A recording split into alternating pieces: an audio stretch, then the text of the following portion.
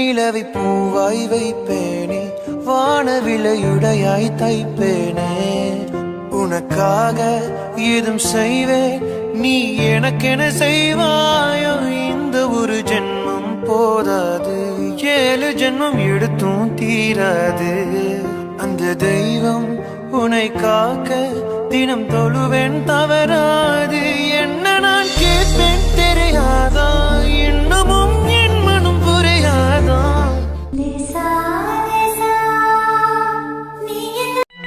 அர்ஜுன், இதோட நீ சொன்ன லொகேஷன் கட் ஆயிடுச்சுடா. அதுக்கப்புறம் எப்படி வரணும்? மாப்பிள, இன்னும் ஒரு 3 மீட்டர்ஸ் தான் இருக்கு. அப்படியே நீ ஸ்ட்ரைட்டா நடந்து வந்தனா அந்த எல்லோ கலர் லாரி உனக்கு தெரியும். அதுக்கு பக்கத்துல தான் நான் நிக்கிறேன், நீ வாடா. ஓகேடா மாப்பிள.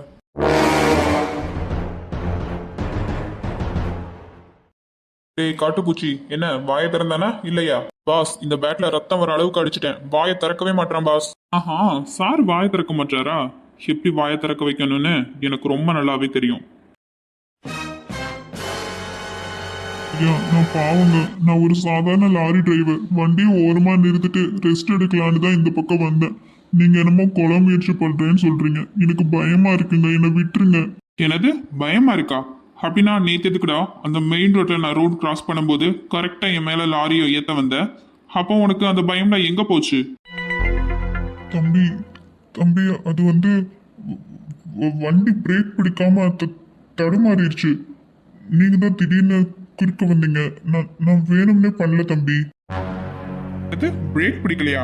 டேய், நீ வண்டி ஓட்டிட்டு வந்த வேகத்தையும் என் ஃப்ரெண்டு மேல மோதுறதுக்கு 1 இன்ச்சு கேப்ல நீ வண்டியை திருப்பின விதத்தையும் சிசிடிவில பார்த்தாச்சு. அது பிரேக் ஃபெயிலியர் கிடையாது, துல்லியமா குறிப்பாக்கு அடிக்க வந்த ஸ்கெட்சுடாது.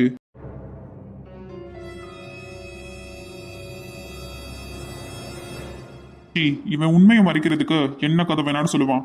டேய், உன் கதைய வேற எங்க வேணாலும் போய் சொல்லு, எங்க கிட்ட அது செல்லுபடி ஆகுது. நான் ரோட்ல நின்னப்போ எல்லா வண்டியுமே சிக்னலுக்காக வெயிட் பண்ணிட்டு இருந்தாங்க.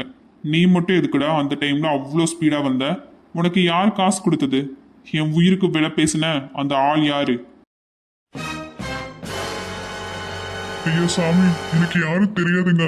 நான் பாட்டுக்கு சரக்கு ஏத்திட்டு பஞ்சாப்க்கு போயிட்டு இருந்தேங்க. ஓ, அப்படிங்களா சார்? டேய், இன்னொரு தடவை தெரியாதுன்னு சொன்ன, அதுக்கப்புறம் உன்னோட மண்டை சதறிடும் பாத்துக்க. அதுக்கப்புறம் என்கவுண்டர் போட்டேன்னா என்ன ஆகும்னு உனக்கு தெரியும் தானே? எனக்கு 5 நிமிஷம் தான் டைம். மரியாதையா உண்மையை மட்டும் சொல்லிடு. ஐயோ சார், என்னை எதுவும் பண்ணிடாதீங்க. நான் எல்லாத்தையும் சொல்லிடுறேன். என்னை விட்டுருங்க. சொல்லு, யார் உன்னை ஏவி விட்டது? நான் ரோட்டை கிராஸ் பண்ணப்போ கரெக்டா நீ அங்க வந்தையே, உனக்கு எப்படி தெரியும்? சார், நான் உண்மையா சொல்றேன். ஆனா என்னை எதுவும் பண்ணிடாதீங்க சார். சரிடா, நீ உண்மையா சொல்லு. சரியா ஒரு 1.5 வருஷத்துக்கு முன்னாடி நான் இதே மாதிரி லாரி ஓட்டிட்டு இருக்கும்போது குறுக்க ஒரு சின்ன பொண்ணு வந்து விழுந்து அடிபட்டுட்டாங்க சார். ஆனா எனக்கு பதட்டத்துல அந்த லாரியை எடுத்துட்டு அந்த பொண்ணை அப்படியே விட்டுட்டு போயிட்டேன் சார். ஆனா இதை நோட் பண்ண யாரோ ஒருத்தர் என்னை பிளாக்மெயில் பண்ணி இது வரைக்கும் ஒரு 4-5 ஆக்சிடென்ட் பண்ண வச்சிருக்காங்க சார், கையில காலில் அடிபடுற மாதிரி. ஆனா நான் ஆக்சிடென்ட் பண்றதுக்கு பணம் வந்துடும். ஆனா நான் அந்த ஆக்சிடென்ட் பண்ணாம இருந்தா அந்த கொலை நான் பண்ணதுதான் அப்படின்னு நிரூபிச்சிருவேன்னு என்னை இது வரைக்குமே பிளாக்மெயில் பண்ணிட்டே இருக்காங்க சார். இது வரைக்கும் அவர் யாருன்னு எனக்கு தெரியாது. கரெக்டாக நான் ஆக்சிடென்ட் பண்ணுறதுக்கு முன்னாடி ஃபோன் பண்ணுவாங்க, ஆக்சிடென்ட் பண்ணிட்டா பணம் அனுப்புவாங்க என்னோட அக்கௌண்ட்க்கு. அவ்வளோதான் சார் எனக்கு தெரியும். அதே மாதிரி தான் உங்களையும் நேற்று ஆக்சிடென்ட் பண்ண சொன்னார். அவ்வளோதான் சார் எனக்கு தெரியும்.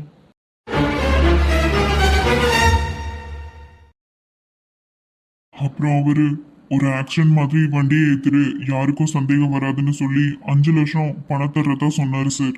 அந்த ஆள் யாரு? அவன் நம்பர் இருக்கா? அதான் சொன்னேனே சார், நம்பர் இருக்கு சார். ஆனா அது ஒரு ரகசிய நம்பர் மாதிரி தெரிஞ்சது. அவர் யாருன்னு எனக்கு தெரியாது சார். பாதி பணத்தை என் அக்கௌண்ட்ல போட்டுட்டு வேலை முடிஞ்சதும் மீதி வரும்னு சொன்னாரு. அதான் ஆசைப்பட்டு தப்பி பண்ணிட்டேன் சார். டேய், இவனை பாத்துக்கோ. நான் சொல்ற வரைக்கும் இவனை எங்கேயும் விடக்கூடாது, நம்ம கஸ்டடியிலே இருக்கணும், சரியா? Yes boss. நான் யாருன்னு தெரியாமலே ஒருத்தன் என்ன கொல்ல துடிக்கிறானா, அவ கண்டிப்பா எனக்கு தெரிஞ்சவனா தான் இருக்கணும். எனக்கும் அதே டவுட் தான்டா. சரி, கவலைப்படாத சித்து. இவன் அக்கௌண்ட்க்கு பணம் எங்கிருந்து வந்துச்சுன்னு பார்த்தாலே அந்த கருப்பாடு யாருன்னு தெரிஞ்சிடும். சரி வா, இப்போ என்னோட ஆஃபீஸ்க்கு போகலாம். ஓகேடா அர்ஜுன். இது ஆல்மோஸ்ட் ரெடிடா, லோட் ஆயிட்டு இருக்கு. இமேஜ் வந்தனே பார்த்துடலாம் யாருன்னு. ஏய், ஃபோட்டோ மாட்டிடுச்சுடா சித்து. இனி இவனை நம்ம சும்மாவே விடக்கூடாது. அடுத்த ஸ்டெப் என்ன பண்ணணுமோ அதை பண்ணிடலாம். அந்த முகத்தை பார்க்கறதுக்கு ரொம்ப ஆர்வமா இருக்கேன். காடுடா. டேய், இங்க பாரு, அந்த டிரைவர் அக்கௌண்ட்க்கு பணம் அனுப்புனது பாஸ்கர்ன்ற பேர்ல தான் அக்கௌண்ட்ல இருந்து வந்தது. அந்த அட்ரஸ் டீட்டெயில்ஸ் எல்லாம் பார்த்தா இது உன் ஆளோட தாய்மாமா பாஸ்கரா? அப்படின்னா இவன் தான் உன்னை தீர்த்துக்கட்ட ஸ்கெட்ச் போட்டதா? டேய் பாஸ்கரா, என்ன மனுஷன்டா நீ? பல்லவி உன் அக்கா பொண்ணு, உன் பொண்ணு மாதிரி தான். அவளோட வாழ்க்கையில கல்யாணமே நடக்கக்கூடாதுன்னு எதுக்காக இவ்வளோ கீழ்த்தனமான வேலையை பார்த்துருக்க? ஊர் பூரா அவன் மேல தப்பான வதந்திகளை பரப்பி அவ பேரை கெடுத்தது பத்தாதுன்னு இப்போ அவளை பார்க்க வர்ற மாப்பிள்ளைகளுக்கு எல்லாமே ஆக்சிடென்ட் பண்ற அளவுக்கு போயிட்டியே. சி, நீ எல்லாம் நல்லவ மாதிரி வேஷம் போட்டு அக்கா பொண்ணு வாழ்க்கையே குழி தோண்டி புதைக்க பாக்குறியே. உன் பின்னால ஏதோ ஒரு பெரிய ஆபத்து இருக்கு. உன்னால பல்லவிக்கு ஏதோ பெரிய ஆபத்து வரப்போகுதுன்னு என் மனசு சொல்லுது. இவ்வளோ நாள் என்கிட்டயே வித்தையை காட்டிட்டல. கூடவே இருந்துட்டு குழி பறிக்கிறவனுக்கு இனி இந்த சித்தார்த் எப்படி குழி பறிக்கிறான்னு பாரு. உன்னை இப்போதே போய் நேருக்கு நேரு கேட்க மாட்டேன்டா. அந்த வேஷத்தை நானும் போடுறேன். உன் பிளான் என்னன்னு உன் வாயாலே சொல்ல வைக்கிறேன். சிது, என்னடா யோசிக்கிற? சொல்லு, இப்பவே போய் அவனை அரெஸ்ட் பண்ணிடுவோமா? வேணாடா மச்சி, ரொம்ப தேங்க்ஸ். இது வரைக்கும் நீ எனக்கு பண்ணின ஹெல்ப்க்கு நான் எப்படி நன்றி சொல்றதுன்னே தெரியல. லாரி டிரைவர் பிடிச்சதுல இருந்து இப்போ அந்த கருப்பு அவடு யாருன்னு அடையாளம் காட்டின வரைக்கும் நீ இல்லைனா இது சாத்தியமே இல்லடா. டேய் சித்து, இதுல என்னடா தேங்க்ஸ்? நீ என்னோட ஃப்ரெண்டு. ஆனா அந்த பாஸ்கரை அப்படியே விட்டுட்டு வைக்கிறது ஆபத்துடா சித்து. புரியுது மச்சி, ஆனா இப்போ அவனை அரெஸ்ட் பண்ணா அவன் ஈஸியா தப்பிச்சிடுவான். அவன் எதுக்காக இதை பண்றான்னு முழு உண்மையும் எனக்கு தெரியணும். அது வரைக்கும் நான் அமைதியா இருக்க போறேன். அந்த கருப்பாட்டை ஆட்டி விற்க போறது இனி இந்த சித்தார்த்து தான். இதுக்கு மேல மூவ் ஆன், நான் பாத்துக்கிறேன். உன்னோட உதவி கண்டிப்பா எனக்கு தேவைப்படும். அப்போ நான் உனக்கு ஃபோன் பண்றேன்டா. சரி சித்து, உனக்கு என்ன ஹெல்ப்னாலும் நான் இருக்கேன். ஆனா ஜாக்கிரதை, அவன் ரொம்ப நரித்தனமான வேலையை பார்த்துருக்கான். அவனோட அந்த நரித்தனத்தை சிங்கத்துக்கிட்ட காட்ட பார்க்குறான் மச்சி. இனிமேதான் அவனுக்கு உண்மையான பயம்னா என்னன்னு தெரிய போகுது. பல்லவிக்காகவும் எங்களுக்காகவும் இவனை நான் சும்மாவே விட மாட்டேன். அவன் தோண்டி வச்ச குழியில அவனையே விழ வைக்க போறேன்.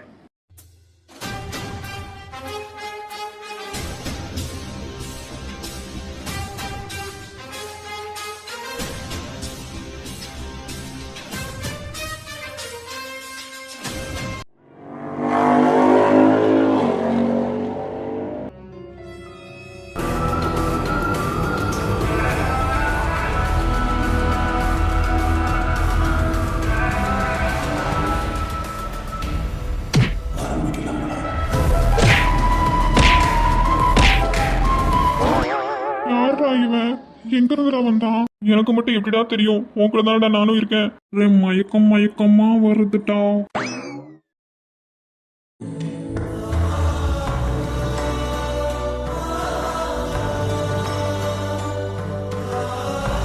வெற்றி, இன்னும் கொஞ்சம் லேட்டா இருந்தா என்ன இருக்குன்னு எனக்கு நினைச்சு கூட பார்க்க முடியலடா. அந்த வரதராஜன் ஆளுங்க உன்னை ரொம்ப டார்ச்சர் பண்ணிட்டாங்களாடா. டே ராகவ், அவனுக்கு 2 பேரும் டம்மி பீஸ்டா. அதுவும் இல்லாமல் டிடெக்டிவ் ஒர்க்கில் இதெல்லாம் சாதாரணம் தான். ஆனால் ஒன்று, நான் முன்னாடியே உனக்கு அலர்ட் மெசேஜ் அனுப்பி உன்னை வர வைக்கலன்னா இன்னைக்கு என் உயிருக்கே கேரண்டி கிடைச்சிருக்காது. தேங்க்ஸ்டா மச்சி. நீ என் ஃப்ரெண்டுடா. ஃப்ரெண்ட்ஷிப்பில் தேங்க்ஸ்லாம் சொல்லக்கூடாது. முதல்ல ஏதாவது சாப்பிட்டு அப்படி பேசலாம், சரியா? சரிடா ராகவ். ராகவ், நம்ம நினைச்சதை விட அந்த வரதராஜன் ரொம்பவும் மோசமானவன்டா. இன்னைக்கு அவன் ஆளுங்க என்னை கட்டி வச்சு அடிக்கும்போது என் கண்ணு முன்னாடியே அவன்கிட்ட வேலை செஞ்ச 4 பேரை அசால்ட்டா அடிச்சு கொண்டுட்டான்டா. ஒரு துளி கூட அவன் முகத்துல பயமோ குற்ற உணர்ச்சியோ இல்ல. என்னது, 4 பேரை கொண்டுட்டானா? ஆமாடா, அவன் மனுஷனே இல்ல, ஒரு மிருகம். நான் விசாரிச்ச வரைக்கும் பணத்துக்காகவும் அதிகாரத்துக்காகவும் அவன் எந்த எல்லைக்கும் போவான். ஊர்ல இருக்கிற எல்லாருக்குமே அவன் மேல ஒரு பயம். அந்த பயத்திலேயே யாரும் அவன் மேல எதிரா எந்த வித சாட்சியும் சொல்லவே இல்லை. அதுவே அவனோட பிளஸ்ஸா நினைச்சிட்டு எல்லா கிரிமினல் வேலையும் செஞ்சுட்டு இருக்கான். அதனால தானோ என்னவோ சொந்த அக்கான்னு கூட பார்க்காம அபிஷேக்கோட அம்மாவை ஆக்ஷன் பண்ணி கொண்டு இருக்கான். வெற்றி, இப்போ அந்த ஆக்சிடென்ட் சாதாரண விபத்து இல்ல வரதராஜன் தான் செஞ்ச கொலைன்னு நிரூபிக்கிறதுக்கு ஏதாவது ஆதாரம் கிடைச்சதா? கிடைச்சிருக்கு ராகவ். எல்லா எவிடன்ஸும் கலெக்ட் பண்ணிட்டேன். அன்னைக்கு ஆக்சிடென்ட் பண்ணது ஒரு லாரி டிரைவர். அவன் வரதராஜன் சொல்லி தான் அப்படி பண்ணான்னு தானே நம்ம நினைச்சோம். ஆனா அங்கதான் ஒரு பெரிய ட்விஸ்ட். இன்னைக்கு லாரி ஓட்டிட்டு வந்ததே அந்த வரதராஜன் தான். என்னடா சொல்ற? வரதராஜனே நேரடியா லாரி ஓட்டிட்டு வந்தானா? வேண்டாம், அந்த மோதல தான் அவனோட மோதிரம் அங்கேயே விழுந்து மிஸ் ஆயிருக்கு. அதுக்கு ஒரே சாட்சி அந்த லாரி டிரைவர் பெரியசாமி மட்டும்தான். வரதராஜன் இந்த உண்மையை மறைக்க பெரியசாமியையும் கொல்ல பிளான் போட்டிருக்கான். ஆனா எப்படியோ உயிர் தப்பிச்சு அந்த பெரியசாமி இப்போ ராஜஸ்தான் பக்கம் தலைமறைவா இருக்காருன்னு கேள்விப்பட்டேன். இவ்வளோ விஷயம் உனக்கு எப்படிடா தெரிஞ்சது? பெரியசாமியோட தங்கச்சி புருஷன் கருப்பன் ஒருத்தர் இருக்காரு. அவர் மூலமா தான் எனக்கு இந்த விஷயம் தெரிய வந்தது. வரதராஜன் இன்னமுமே வந்து கருப்பன் கிட்ட பெரியசாமி எங்கன்னு மிரட்டிட்டே இருக்கானா. இத்தனை வருஷமா கருப்பன் இந்த உண்மையை யாருக்கிட்டையுமே சொல்லாம பயந்துட்டே இருந்திருக்காரு. டே வெற்றி, அப்புறம் எப்படி உன்கிட்ட மட்டும் அவர் சொன்னாரு? அவர்கிட்ட அபிஷேக் அம்மாவை பத்தி பேசினேன். அதை கேட்டதும் அவர் உடஞ்சு போயிட்டாரு. மித்ரா அம்மா ரொம்ப நல்லவங்க தம்பி. எனக்கும் என் பொண்டாட்டிக்கும் கல்யாணம் பண்ணி வச்சதே அவங்க தான். அவங்க சாவுக்கு நியாயம் கிடைக்கணும்னு சொல்லி பெரியசாமியோட நம்பரை என்கிட்ட கொடுத்தாரு. இப்போ அந்த பெரியசாமி தான் நமக்கு இருக்கிற பெரிய எவிடன்ஸ். அவரை மட்டும் நம்ம பக்கம் இழுத்து உண்மையை சொல்ல வச்சுட்டா அந்த வரதராஜனை ஈஸியா கம்பியனை வச்சிடலாம்.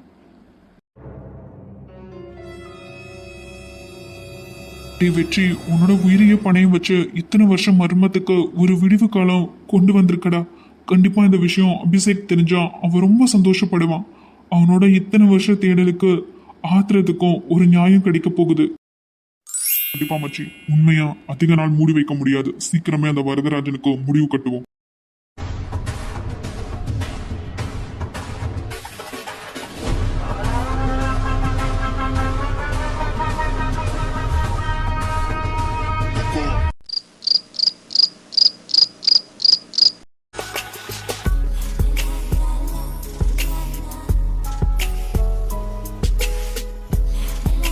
என்னடி ரேஷ்மா, இன்னைக்கு என்ன கோயிலுக்கு போய் நல்லா சாமி கும்பிட்டு வந்தாச்சா? மனசு இப்போவாவது அமைதியா இருக்கா? ஐயோ அம்மு, தயவு செஞ்சு அதை மட்டும் ஆரம்பிக்காதடி. ஒரு நாள் லீவு கிடைச்சாலும் கிடைச்சது நிம்மதியா தூங்கலான்னு பார்த்தா விட மாட்டாங்கடி. எங்க அம்மாவுக்கு என்ன ஆச்சுன்னே தெரில. ஏதோ சாமியார் மாதிரி என்ன அந்த கோயில் இந்த கோயில்னு கூட்டு போய் காலி பண்றாங்கடி. இன்னைக்கு டேவே ஸ்பாயில் அடிச்சு தெரியுமா? கொஞ்சம் கூட ரிஸ்க் எடுக்கல. ஏன்டி இப்படி சலிச்சுக்கிற? அம்மாவும் நல்லதுக்கு தானே பண்ணுவாங்க. நல்லதுதான், ஆனா அவங்க மட்டும் போயிட்டு வந்தா என்ன? என்னையும் ஃபோர்ஸ் பண்ணி கூட்டிட்டு போகணும். அங்க போய் கூட்டத்தில் நிக்கிறதுக்கு பதிலா நம்ம ஸ்டூடியோல ஒரு புது டிசைன் கூட வரைஞ்சு முடிச்சிருப்பேன் தெரியுமா? அதுவா, கோயிலுக்கு போனாதான் உனக்கு ஏத்த மாதிரி ஒரு நல்ல மாப்பிள்ளை சீக்கிரம் கிடைப்பாருன்னு உங்க அம்மாவுக்கு ஒரு நம்பிக்கை. அதுக்கு தான் இந்த ஓட்டம். போடி, எங்க அம்மாவும் இதே டைலாக் தான் சொன்னாங்க. நீயும் அதையே சொல்ற. எனக்கு இப்போதைக்கு டிசைனிங் தான் முக்கியம், கல்யாணம்லாம் வேணாம். சரி சரி கூல்டி, டென்ஷன் ஆகாத. நெக்ஸ்ட் வீக் வேணா ஆன்ட்டி கிட்ட நானே வந்து பேசுகிறேன். ஆன்ட்டி, ரேஷ்மாக்கு கோயிலுக்கு போகலாம் விருப்பம் இல்லையா? நாங்கள் சண்டே கூட ஒர்க் பண்ணுறோம் அப்படின்னு சொல்கிறேன், சரியா? ஐயோ வேணாண்டி, அப்புறம் அவங்க தொடப்பக்கட்டையில என்ன அடிக்க வந்துடுவாங்க. அடுத்த வாரம் நானே ஃபீவர்னு சொல்லி பெட்ஷீட்டை போத்தி தூங்கிடுவேன். சரி, என் கதையை விடு. உனக்கு இன்னைக்கு டே எப்படி போச்சு? எங்கே போனேன் அதை முதல்ல சொல்லு. அம்மாடி ரேஷ்மா, இதை பேசுறதுக்காக தான் உன்னை கூப்பிட்டேனே. இன்னைக்கு டே ரொம்ப செமையா போச்சு தெரியுமா? நிஜமாவே என்னால் நம்பவே முடியல. அப்படியா? அப்படி என்னதான் நடந்துச்சு சொல்லு, கேட்க ஆர்வமா இருக்கு. இன்னைக்கு ஆதி அண்ணா என்ன ஃபர்ஸ்ட் ஷாப்பிங் மால் தான் கூட்டிகிட்டு போனான். செமையா ஷாப்பிங் பண்ணேன், உனக்கும் சேர்த்து தாண்டி.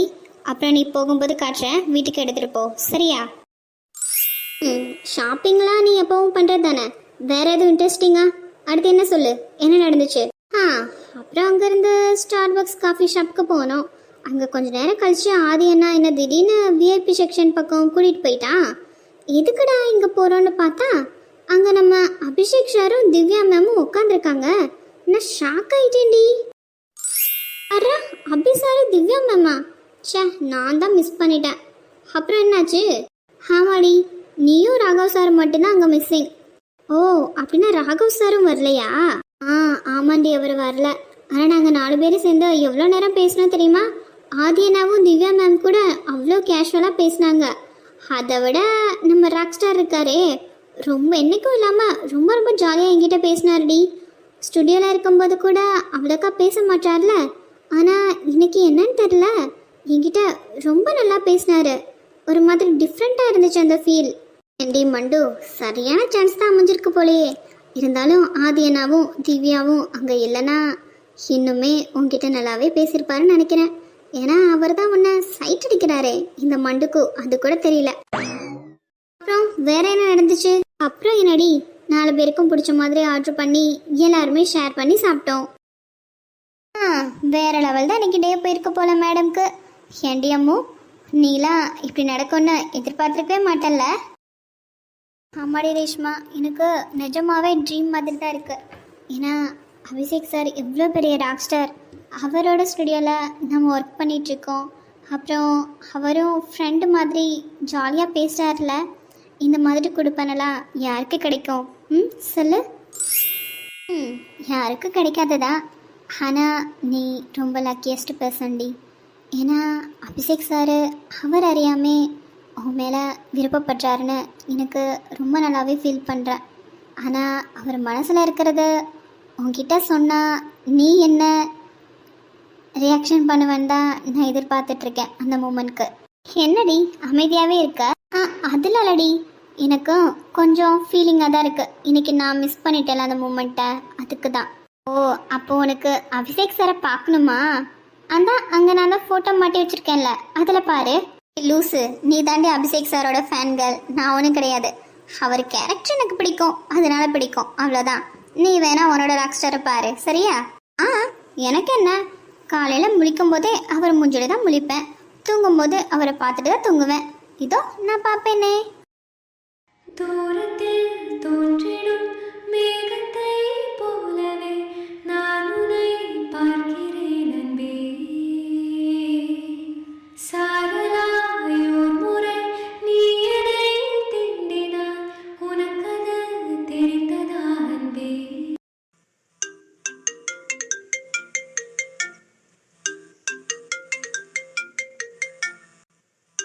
என்ன இந்த டைமில் சித்து சார்கிட்ட இருந்து கால் வருது? இதுக்கு முன்னாடி அவர் எப்படி இந்த டைமில் கால் பண்ணதில்லையே. 12 ஆகிடுச்சு. என்னாச்சு? ஏதாவது முக்கியமான விஷயமா இருக்குமோ? கண்டிப்பாக ஏதாவது முக்கியமான விஷயமா தான் இருக்கும்னு நினைக்கிறேன். சரி, அட்டன் பண்ணி பேசலாம். ஹலோ பல்லவிமா, தூங்கிட்டியா? இது டிஸ்டர்ப் பண்ணிட்டேனா? இல்லை சித்து சார், இன்றைக்கி எனக்கு தூக்கமே வரல. இவ்வளோ நேரம் ஸ்டோரிஸ் படிச்சுட்டு இப்போ தான் தூங்கலான்னு போனேன். அப்படிலாம் டிஸ்டர்ப்லாம் பண்ணல. என்னென்னு சொல்லுங்கள் சார், இந்த டைமில் கால் பண்ணியிருக்கீங்க? அது பல்லவி, உன்னை இப்போ பார்க்க முடியுமா? ஒரு 2 மினிட்ஸ் இருங்க, நான் ஹாலுக்கு போயிட்டு வீடியோ கால் பண்ணுறேன். இல்லை பல்லவி, வீடியோ கால்லாம் வேண்டாம், நேரில் பார்க்க முடியுமா? சார் நேர்லையா? ஆமாம், நீங்கள் எங்கே இருக்கீங்க? தூங்கலையா நீங்கள்? இல்லை பல்லவி, தூக்கமே வரல, உன்னை பார்க்கணும் போல இருக்கு. இப்போ உங்கள் வீட்டு பேக் சைடு தான் இருக்கேன். உன்னால் வர முடியுமா? பேக் சைடு இருக்கீங்களா? சார் என்ன சொல்கிறீங்க? என்னன்னு தெரியலம்மா, என் மனசு ஒரு மாதிரி ப்ரெஷராக இருக்கு. உன்னை பார்த்தா கொஞ்சம் ரிலாக்ஸ் ஆகும்னு தோணுது. உன்னால் முடிஞ்சாவா? நான் ஃபோர்ஸ்லாம் பண்ணலை. சார் நீங்கள் இப்படி சொல்லும்போது நான் எப்படி அவாய்ட் பண்ண முடியும்? எனக்காக எவ்வளோ தூரத்துலேருந்து வந்திருக்கீங்க. ஒரு 2 மினிட்ஸ் மட்டும் வெயிட் பண்ணுங்கள். எல்லோரும் தூங்கிட்டாங்களான்னு பார்த்துட்டு வந்துடுறேன், சரிங்களா? பல்லவி, 2 மினிட்ஸில் வரணும் அப்படிலாம் இல்லை, நீ பொறுமையாக பார்த்துட்டே வா, சரியா? வந்துட்டேன் சார்.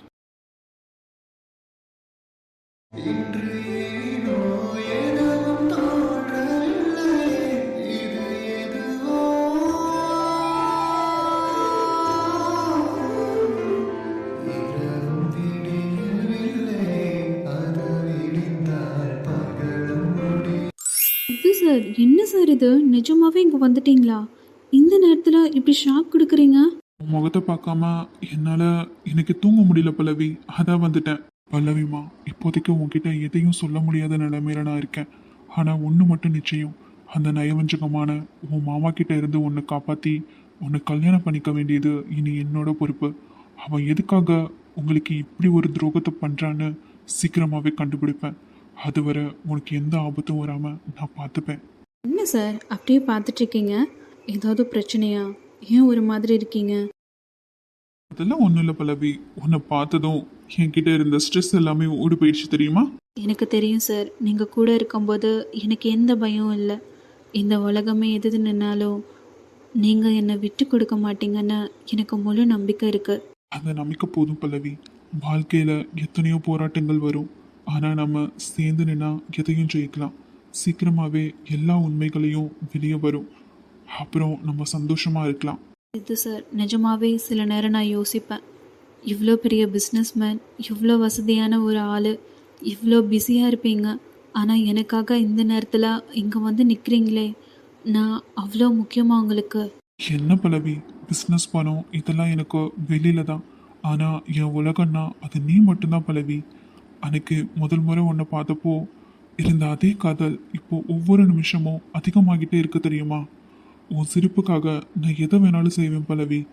உன் வாழ்க்கையில் இனி எந்த கஷ்டமும் வராமல் பார்த்துக்க வேண்டியது என்னோட பொறுப்பு.